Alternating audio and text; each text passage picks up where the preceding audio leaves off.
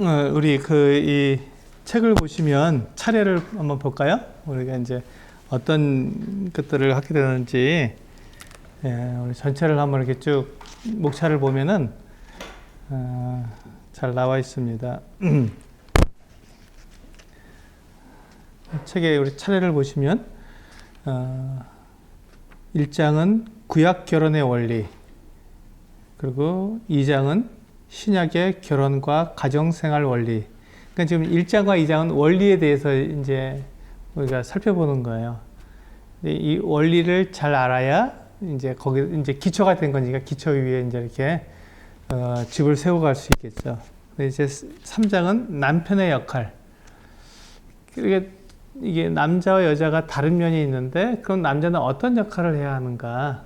이 부분에 대해서 우리가 잘 알아야 되겠죠. 그래야 남자는 남편의 역할을 잘 할 수 있도록 준비가 될 거고, 또 우리 자매들은 이제 그 남편이 이런 역할을 하니까 그 역할을 할 수 있도록 도와주게 되는 것이죠. 상대의 그 배우자의 역할을 잘 알아야 도와줄 수 있으니까, 남편은 이런 역할을 하도록 내가 도와줘야 되는 거구나, 이걸 알 수 있는 것이죠. 그리고 4장에 가서는 이제 아내의 역할. 그럼 아내는 어떤 역할을 하는가, 이걸 알아야 또 자매들은 이 아내가 이런 역할을 해야 되는구나 하는 것을 그걸 행할 수 있고, 또 이제 형제들은 그럼 아내가 그런 역할을 할 수 있도록 배려해주고 도와주고, 그걸 이제 이렇게 함께 그렇게 하는 것이죠. 그렇게 됐을 때 이제 각자의 역할에 대해서 정확하게 알게 되었을 때, 그것이 이제 온전한 가정을 이루어갈 수 있는 그 기초가 되는 것이죠. 그 다음에 이제 5장에서는 친밀하고 헌신된 부부관계, 이렇게 됐습니다. 이건 부부관계에 대해서는 얘기하는 거예요. 부부가 한 몸으로 이제 이렇게 결혼해서 한 몸이 되었는데, 어떻게 해야 부부가 서로 친밀해질 수 있는지, 또 헌신됐다는 것은 우리는 일부일처제니까요. 그렇죠? 하나님께서는 한 남자와 한 여자를 부부로 삼아 주셨기 때문에 우리가 다른 이성에게 우리가 마음을 두지 않는 것을 헌신되었다라고 말합니다. 내 아내에게, 내 남편에게 이렇게 그 헌신된 부부 관계를 어떻게 이루어갈 수 있는가, 이 부분을 우리가 살펴보게 될 것입니다. 그 다음에 부모의 역할. 그럼 이제 가정에서 자녀가 태어나게 되면 부모는 어떤 역할을 해야 하는가. 근데 이걸 모르고 우리가 이제 자녀를 낳게 되면 우리가 어쩌다 부모가 되어버리니까, 어쩌다 부모가 되다 보니까 부모의 역할을 잘 모르는 상태에서 이제 자녀를 올바르게 양육하지 못하고 이렇게 방치하거나 학대하거나, 또는 이렇게 굉장히 상처를 줄 수 있는 그런 관계가 되는데, 그런 부분들에 대해서 어떻게 해야 되는지를 알 수가 있는 것이죠. 배울 수 있습니다. 7장에서는 가정의 영적 분위기. 그다음 이제 가정이 가정을 이루었으면 그 가정이 어떻게 한 방향으로, 한 목적을 향해서 부부가 서로, 또 이제 자녀가 있으면 자녀들과 함께 어떻게 한 방향으로 나아갈 수 있는가 하는 것을 배울 수가 있습니다. 가정의 영적 분위기. 그 다음에 가족 간의 건강한 대화. 가정을 이루게 되면 그 가정이 건강하게 이제 이렇게 성장해 가야 되거든요. 자녀가 이렇게 어린아이일 때 하고 이제 자라서 성인이 되었을 때하고는 달라야 합니다. 그리고 이제 부모가 이제 늙고 자녀가 이제 완전히 이제 성장해서 중심이 되었을 때, 그러면 그 늙은 부모와 또 어떤 관계를 어떻게 이루어야 되는지, 이런 부분들, 그런 것들이 건강하게 가정이 이루어지려면 이 건강한 대화가 이루어져야 합니다. 그걸 어떻게 건강한 대화를 이루어갈 것인지. 그 다음에 이제 9장에서는 이웃과의 관계. 한 가정은 그냥 그 가정만 독립되어서 존재하는 것이 아니라, 그 가정이 이웃과 함께 한 공동체를 이루고 있기 때문에 이웃과는 어떻게 지내야 하는지, 이런 부분들에 대해서도 우리는 살펴봐야 합니다. 그 다음에 이제 가족 간의 신뢰와 목표 설정. 각 가족은 다 다릅니다. 그렇죠? 그렇죠?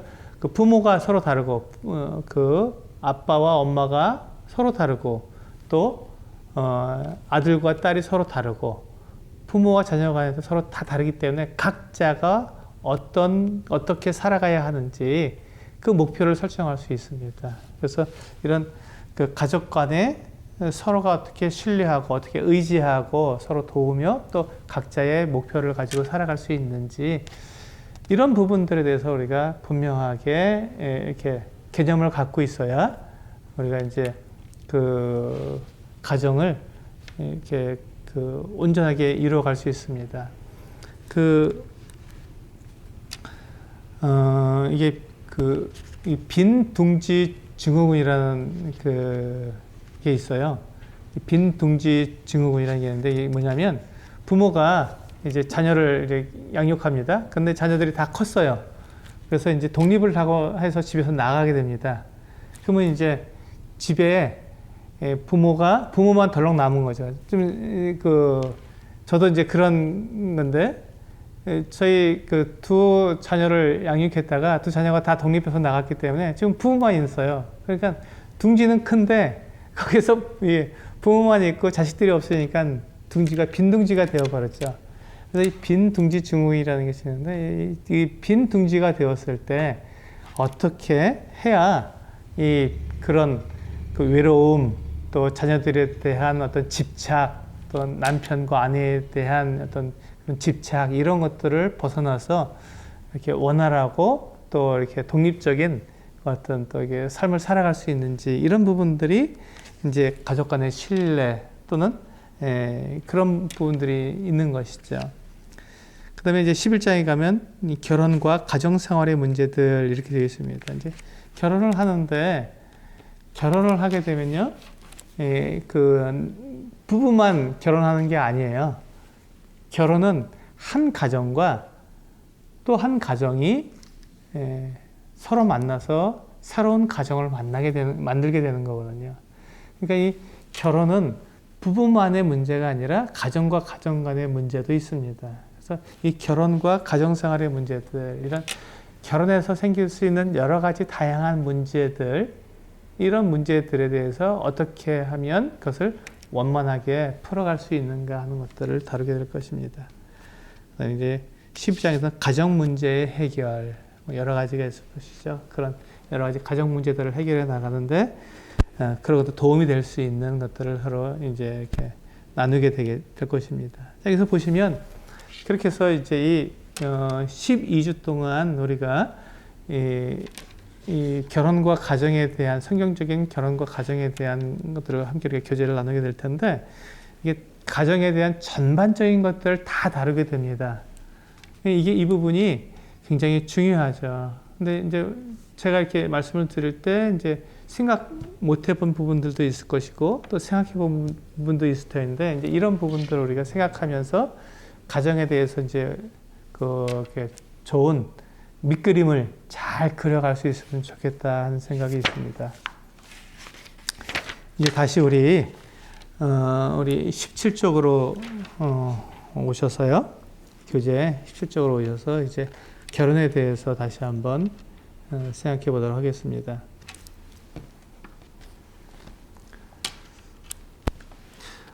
우리는 이제 결혼을 하는데 결혼하게 되면 이제 우리가 우선순위가 생깁니다. 가정이 이제 있으면 가정에는 우선순위가 있어요. 자, 우리가 한번 생각해 보겠습니다. 가정의 가장 우선순위는 누구여야 하는가? 가정에 있어서 가장 우선순위는 누구여야 하는가? 이 부분에 대해서 우리가 한번 생각을 해보도록 하겠습니다. 자, 가정에서 있어서 가장 우선, 최우선이 되는 대상이 누굴까요? 제가 이제 물어보겠습니다.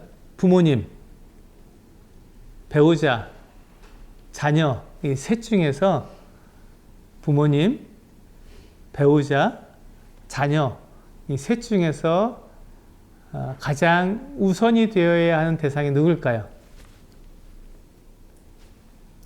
부모, 배우자, 자녀, 이 셋 중에서 가장 나에게 내가 가장 우선을 둬야 하는 대상은 누구일까요? 부모님. 네, 좋습니다. 또 배우자. 좋습니다. 또 성희자매는 누구일 것 같아요? 성희자매가 거기에 자신은 없는 거죠? 그거는 가장 우선이니까 내가 우선시해야 할 대상이 필요한 거니까. 내가 없으면 다른 사람도 없잖아요. 그거는 기본이니까 내가 존재하는 거니까 먼저 존재하니까 나는 빼놓고 나는 이미 나를 가장 위하기 때문에 내가 가장 우선이 되는 거니까 내가 우선시할 대상을 찾는 거예요. 지금은요. 부모, 배우자, 자녀 중에서 성희자매는 누가 가장 우선이 될 것 같아요?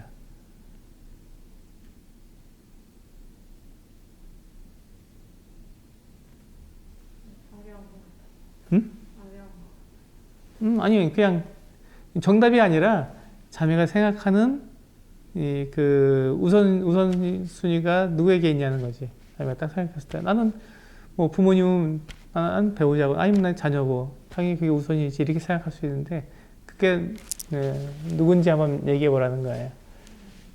대상이라면. 솔직하게 사람 따라 좀 다를 것 같아가지고 무조건 가정의 우선순위는 누구야라고 말하기가 조금 어려운 것 같아요. 그래요. 좋습니다. 그래서 이제 우리가 이 가정을 이루는 데 있어서 분명히 이렇게 그 대상이 있잖아요. 부모님이 있고 또 배우자가 있고 자녀가 있어요. 그러면 누가 가장 나에게 우선시 되어야 가정을 세우는데 문제가 안 되느냐 하는 거예요. 가정을 이뤄가는데 어렵지 않게 가정을 잘 갈등 없이 가정을 잘 이루어갈 수 있겠는가? 하나님께서 어떠한 우선순위를 갖도록 우리에게 말씀해 주셨는가 하는 것이죠. 근데 그것이 바로 이제 오늘 이제 우리가 나눠야 될 두 번째 시간에 나눌 중요한 주제인데요. 우리 아까 읽었던 창세기 2장 24절.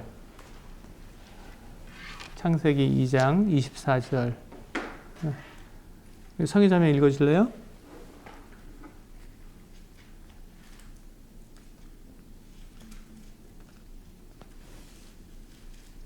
창세기 2장 24절. 이러므로 남자가 부모를 떠나 그의 아내와 합하여 둘이 한 몸을 이룰지로다. 네, 여기서 보시면 결혼에 대해서 하나님께서 정해주신 방법이 이렇게 되어 있어요. 가정을 이룰 때 이렇게 이루라는 거예요. 이러므로 남자가 부모를 떠나 그의 아내와 합하여 둘이 한 몸을 이룰지로다. 이게 결혼입니다. 가정이에요.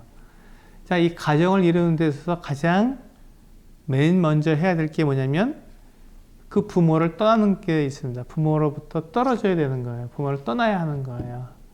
그래서 그 아내와 하나가 되어 한 몸을 이루는 것이죠. 그래서 자녀를 낳고 생육하고 번성하게 되는 겁니다.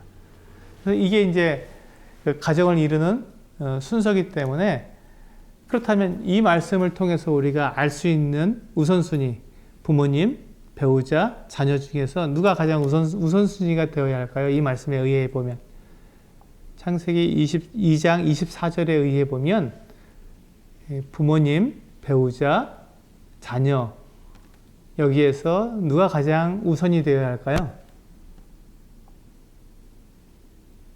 성경 말씀을 근거로 한다면 이 창세기 2장 24절 말씀을 근거로 해서 본다면 부모님, 배우자, 자녀 중에 누가 우선이 되어야 할까요?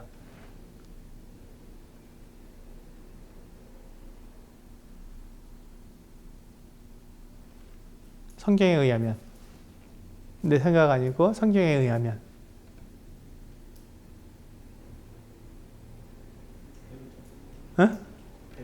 그렇죠. 배우자죠. 배우자입니다. 왜냐하면 여기서 부모를 떠나라 했기 때문에 일단 부모로부터 독립을 해야 돼요.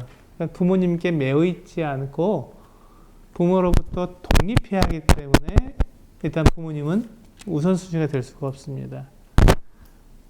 그리고 부모를 떠나서 배우자와 합하여 한 몸을 이루려 하기 때문에 배우자가 나와 한 몸이니까 아까 우리 성경자매 말한 것처럼 나 자신처럼 내가 아끼고 돌보고 우선시해야 할 대상이 바로 배우자가 된 거죠. 배우자는 나와 한 몸이니까.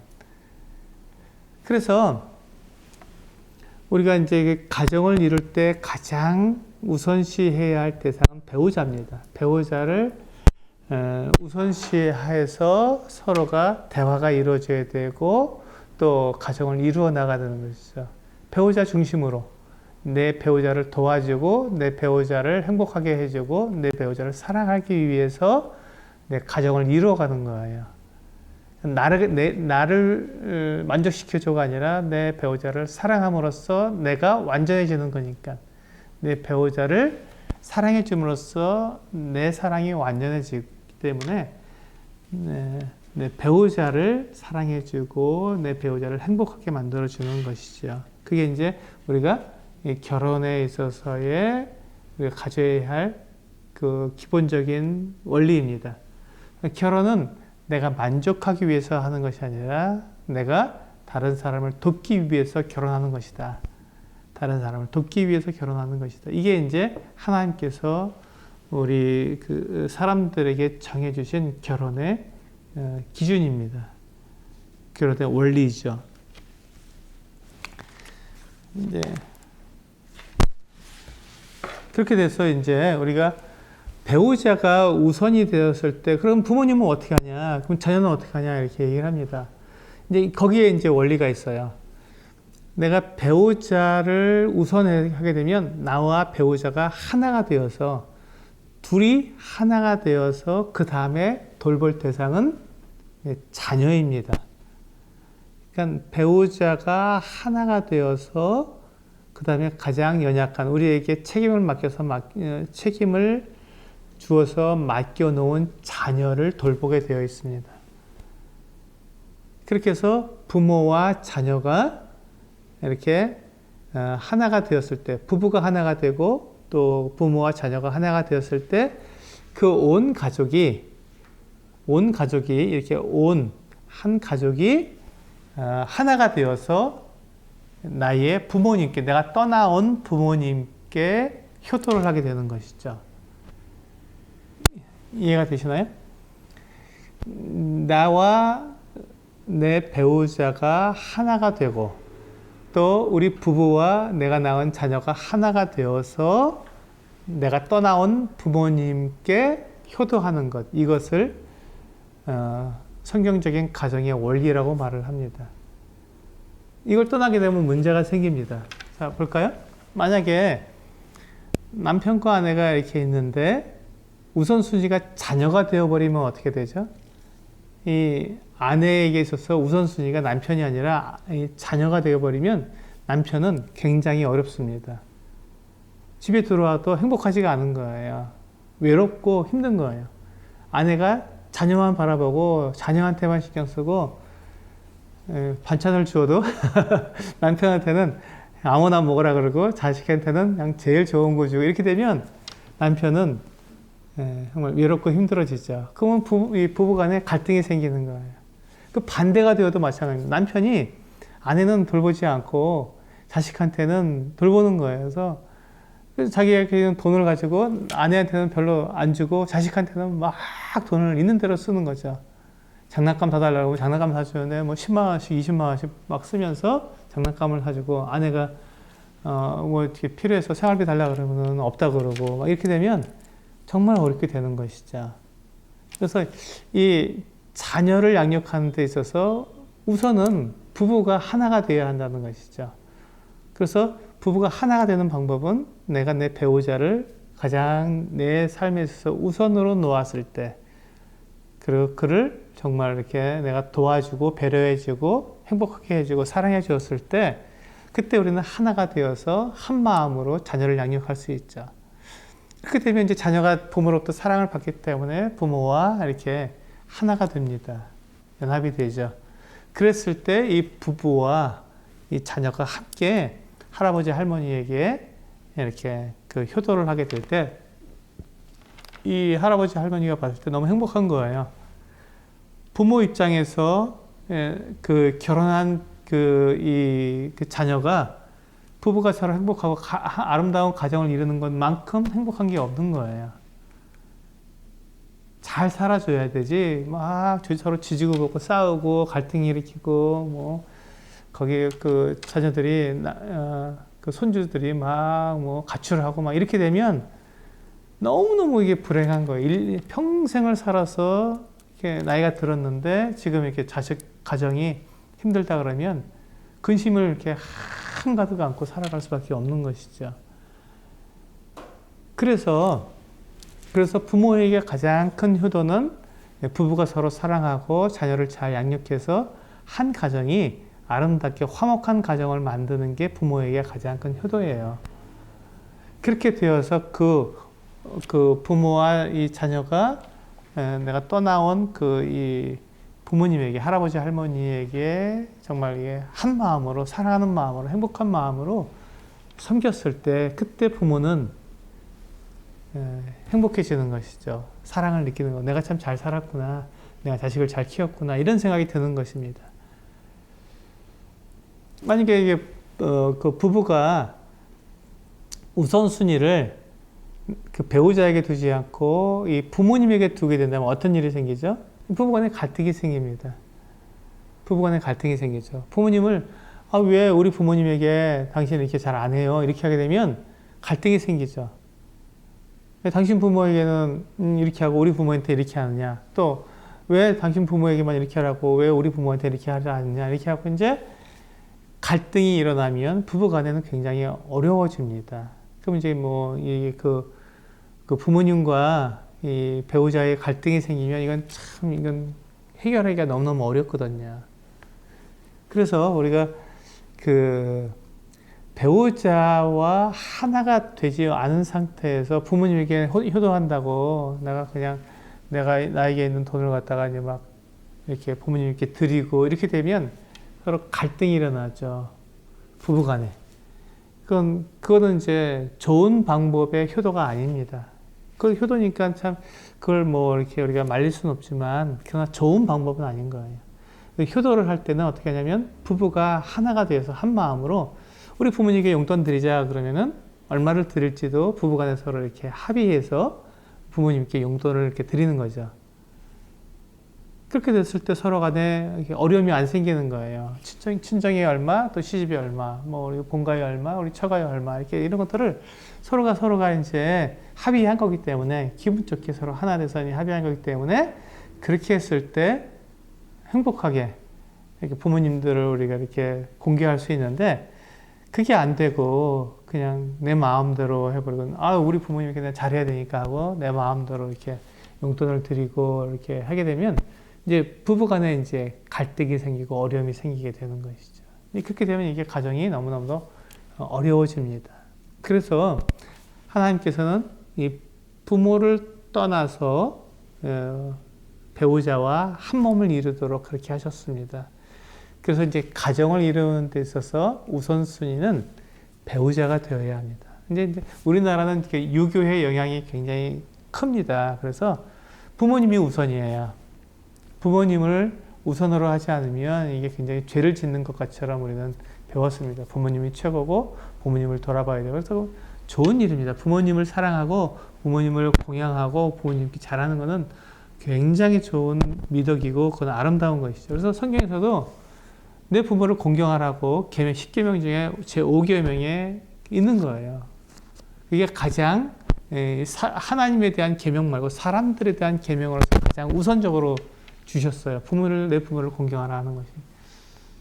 그렇기 때문에 이 부모를 공경하는 것은 대단히 중요한 거고 대단히 정말 반드시 해야 되는 일이지만 그러나 부모를 공경하는 올바른 방법은 부부가 배우자와 하나가 되어서 부모를 공경하는 것이 올바른 방법이라는 것입니다.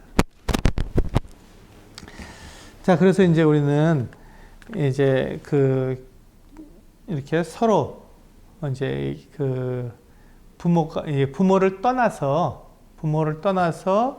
이제 배우자와 한 몸을 이루어 이제 그 가정을 이루게 되는데요. 여기에서는 이제 네, 뒤에도 또 그 내용을 우리가 더 자세히 할 것이지만 우리 간단하게 오늘 말씀을 드리면 이제 이런 원리가 있습니다. 이제 우리가 내가 결혼하기 전에 함께 살았던 그 부모님을 그 가족을 원가족이라고 말을 합니다. 원래의 가족, 원가족. 그래서 이제 원가족이라 그러면 이제 그 남편의 입장에서는 시부모, 본가의 부모님이 되겠죠.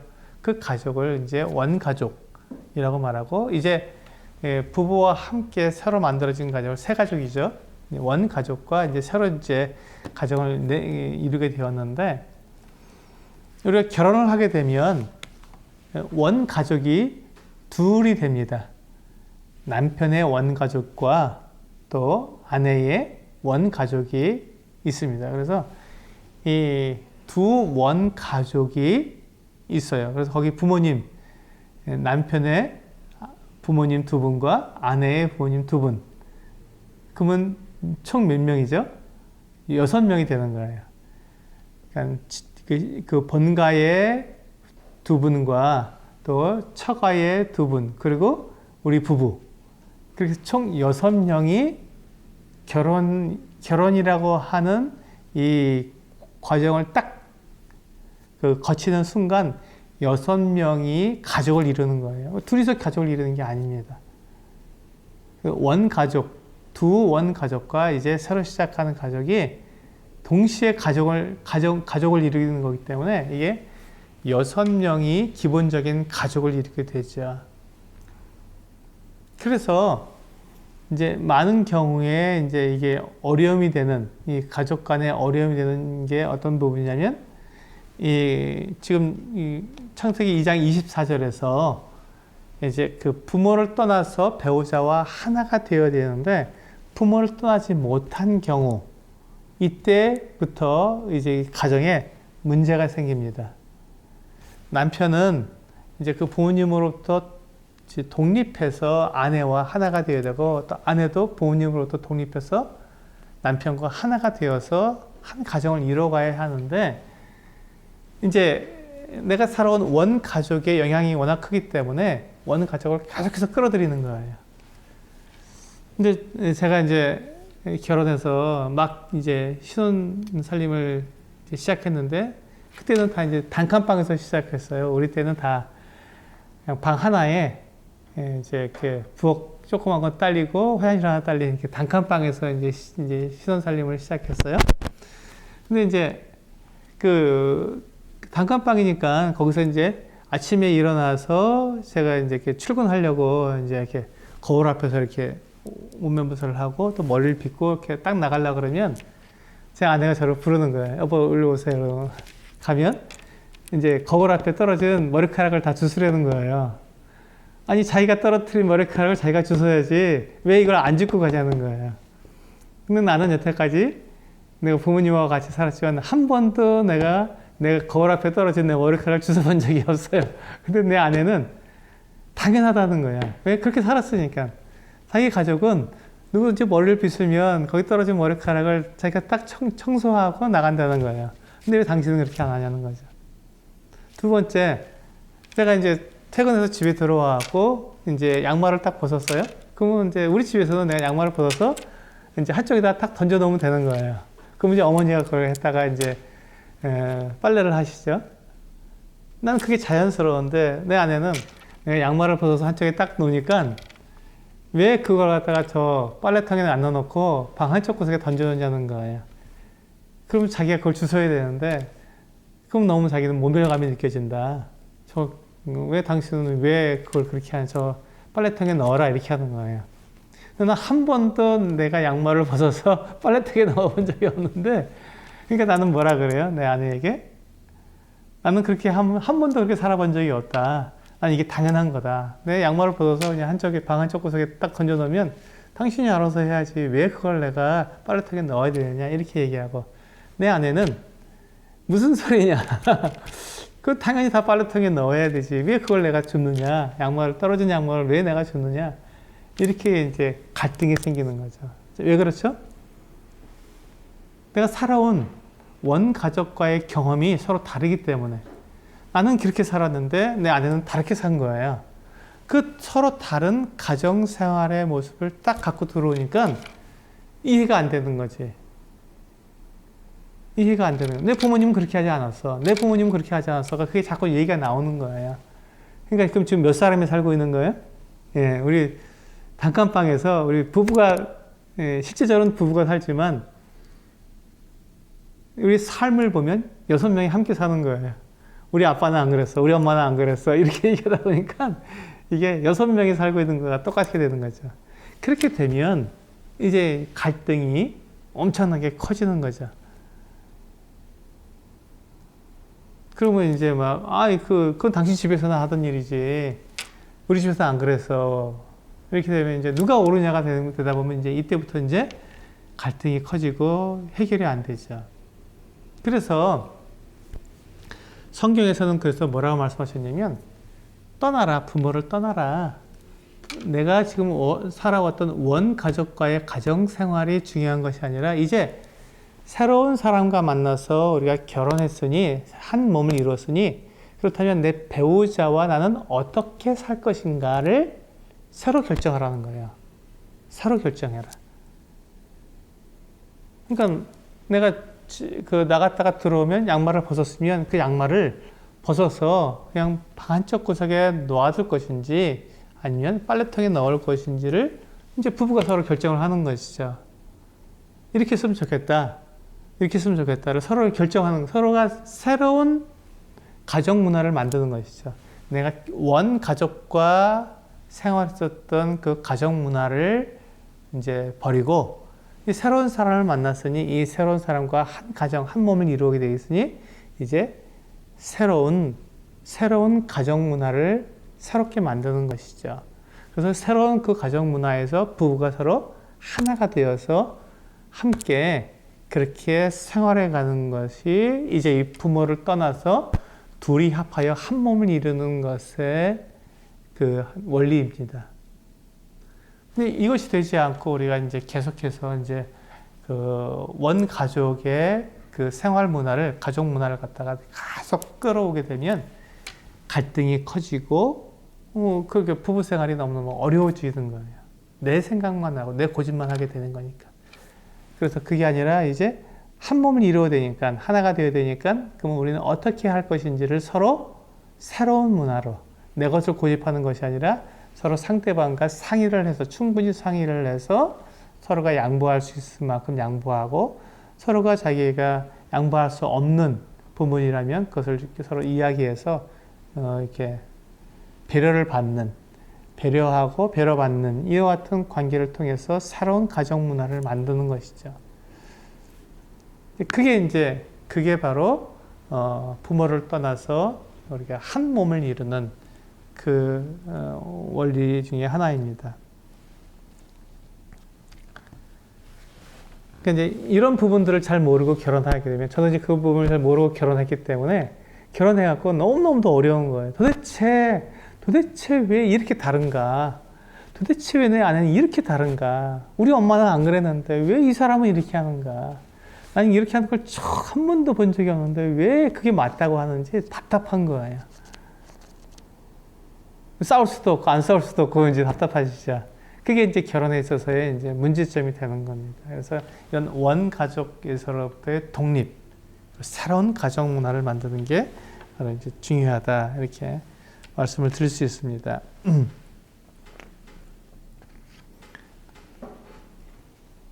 네. 그게 이제 우리 아까 17쪽에 보시면 3번이 그런 것이죠. 3번이 이제 결혼의 친밀성. 결혼을 통해 사람은 가장 친밀한 관계를 맺게 되며 한 남자와 한 여자가 한 몸을 이루는 연합을 경험하게 됩니다. 이로써 부모를 떠나 자신들이 자라온 가정과는 구별된 새로운 가정을 세우게 됩니다. 그렇습니다.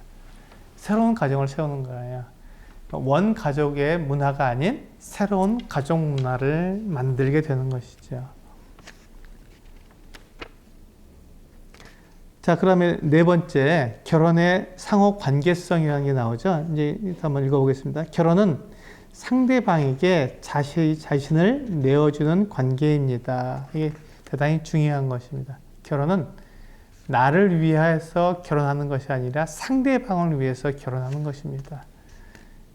배우자의 행복을 최우선으로 고려하며 변함없는 사랑과 헌신으로 서로를 섬기는 관계입니다. 이게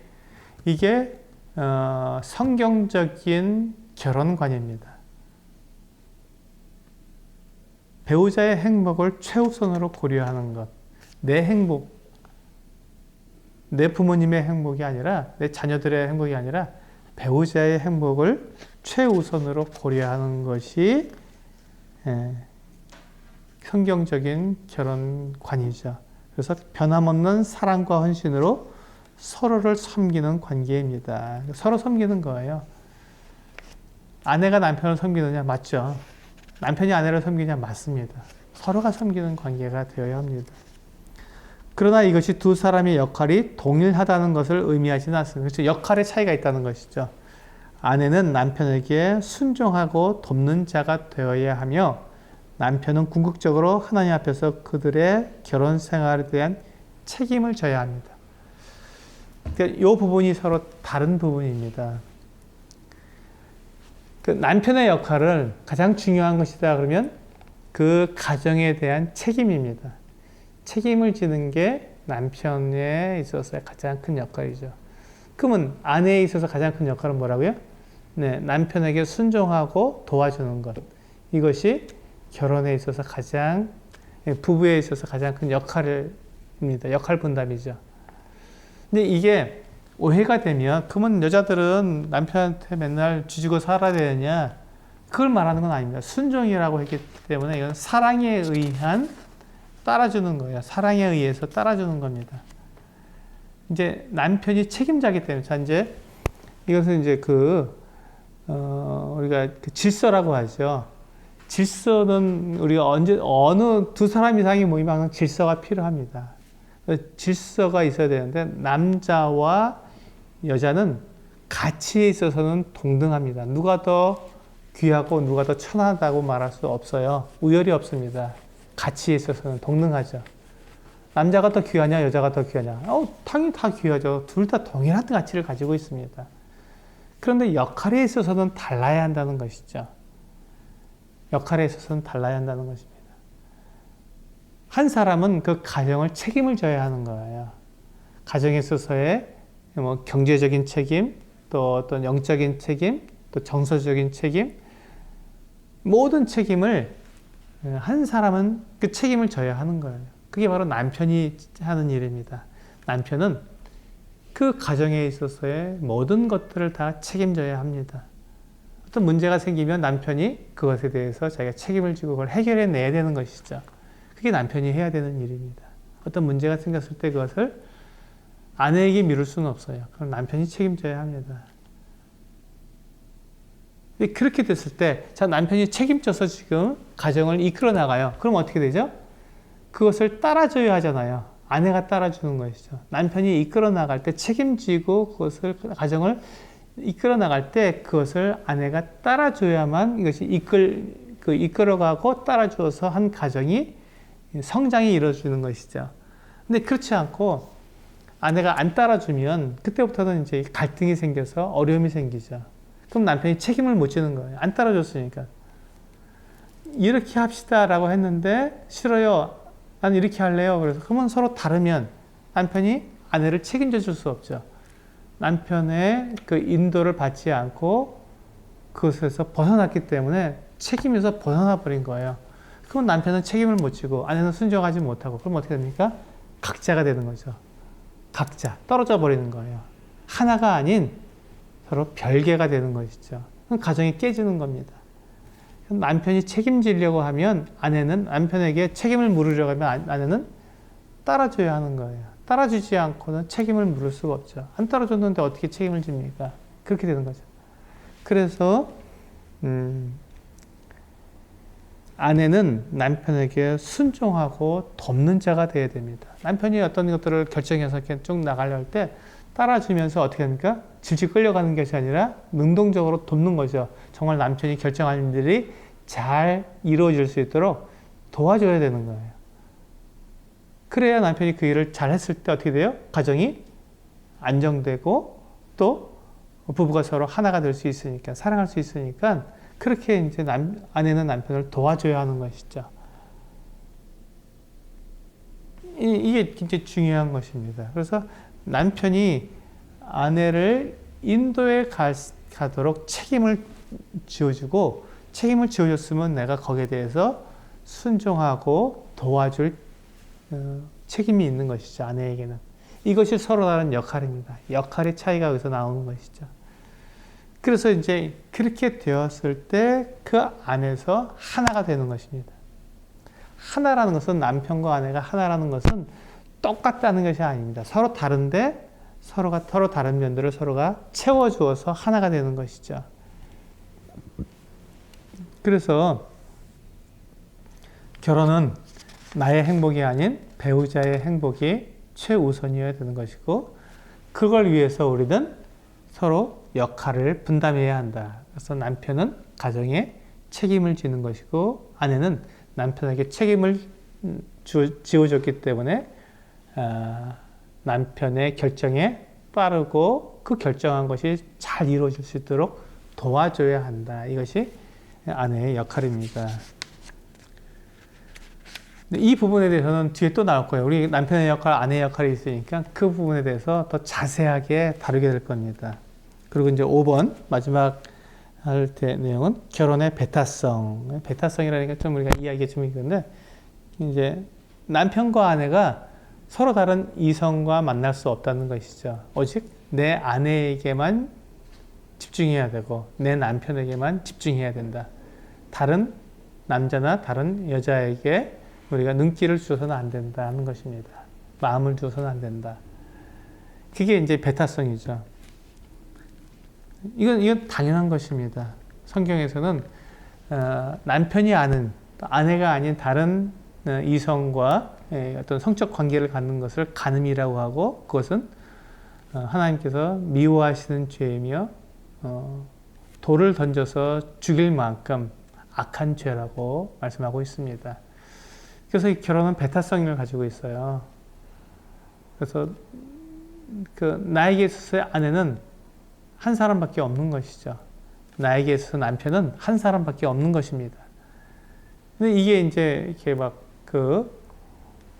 아내를 두고도 다른 여자와 또 남편을 두고도 다른 남자와 어떤 그 마음을 주고 또 어떤 성적 관계를 갖는다는 것은 죄고, 하나님 앞에서 정말 큰 범죄를 가지게 되는 것이죠. 그래서 하나님께서는 분명하게 우리에게 말씀하십니다. 결혼은 배타성을 가지고 있다. 오직 한 아내와 한 남편이 한 가정을 이루도록 그렇게 말씀하고 있습니다. 이에 대해서는 성경인 그 어디에서도 다른 가르침을 찾을 수가 없지요. 그래서 이제 우리는 중혼을 우리는 허락하지 않습니다. 그 중복된 결혼을 우리는 허락하지 않습니다. 네, 오늘 이제 그래서 우리가 결혼과 가정에 대한 이 원리 중에 구약 성경에 나타난 이 원리를 우리는 살펴봤습니다. 그 원리가 뭐냐면 창세기 2장 24절에 있는 말씀이 원리죠. 이러므로 그 남자가 그 부모를 떠나 여자와 합하여 한 몸을 이루는 것, 그것이 이제 이 결혼의 원리입니다. 그 결혼의 그 원리는, 그래서 이제 결혼해서 가정을 이루게 되면 가정의 가장 우선순위는 배우자가 되어야 한다는 것이죠. 배우자가 가장 우선순위가 되어야 하고, 그 다음에 책임을 맡겨준 자녀들을 돌보고, 그래서 배우자와 자녀가 하나가 되어서 내가 떠나온 그 부모님께 효도하고 공양하는 것, 그것을 우리는 올바른 가정의 우선순위다라고 말을 합니다. 이게 원리죠. 그래서 이제 우리가 결혼을 하게 된다면, 이제 우리는 그 부부가 서로 다른 가정 문화를 이루고 살아왔기 때문에 결혼하게 되면 그 내가 가졌던 원 가족과의 가정 문화를 이제 버리고 이제 우리가 그 새로운 배우자와 함께 만드는 새로운 가정 문화를 만들어서 거기에서부터 이제 그 가정을 만들어 가는 것이죠. 그렇게 되었을 때 그것이 온전한 가정, 하나가 되는, 둘이 합하여 한 몸을 이루게 되는 가정이 온전하게 만들어진다는 것입니다. 그래서 우리가 오늘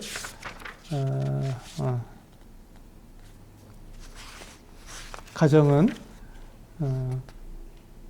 그렇게 해서 이제 우리가 그리고 가정에 있어서의 이게 역할, 남편과 아내의 역할은 달라야 한다. 우리가 가치는 동등하고 그 결코 어떤 인격적으로 우리가 그 서로 동등하지만 그러나 역할에 있어서는 달라야 한다. 남편은 가정에 있어서의 책임자의 역할을 감당해야 하고 아내는 그 남편에게 책임을 맡겼으면 이제 남편의 결정에 순종하고 도와줘야 한다. 이것이 가정의 원리입니다. 이와 같이 된다면 우리는 결혼 생활이 정말 행복하죠. 나 중심의 삶이 아니라 내 배우자를 도와주고 배우자를 행복하게 해주는데 그 가정생활이 문제가 있을 리는 없죠. 많은 가정에 있어서의 가장 큰 문제는 나를 만족시켜 달라는 것 때문에 어려운 거예요. 내가 원하는 걸 해주고 내가 기뻐하는 걸 해주고 내 말대로 해주고 내 기준에 맞춰달라고 계속 그걸 요구하니까 이제 이 가정에서 문제가 생기는 것이죠. 그래서 이제 서로가 그런 부분들을 우리가 그 배우자에게 우리가 향할 때 배우자를 가장 우선순위로 우리가 둘 때 우리는 거기에서 여러 그 많은 가정에서 일어나는 문제들을 우리는 미연에 막을 수가 있게 됩니다.